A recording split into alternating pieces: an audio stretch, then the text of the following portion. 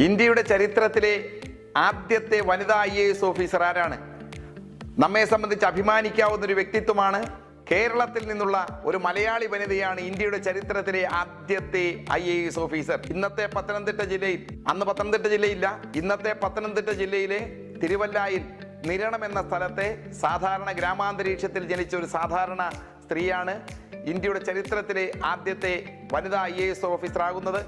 1951 ബാച്ചിലാണ് അവർ IAS officer ആകുന്നത്.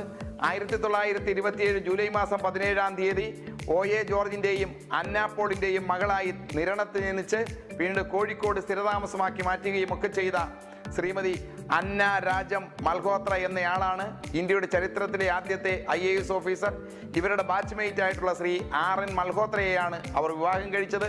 India രാജ്യം അവർക്ക് പത്മഭൂഷൺ നൽകി ആദരിച്ചിട്ടുണ്ട്. ഇത്തരം അറിവുകൾക്ക് മാനവീയം സബ്സ്ക്രൈബ് ചെയ്യുക.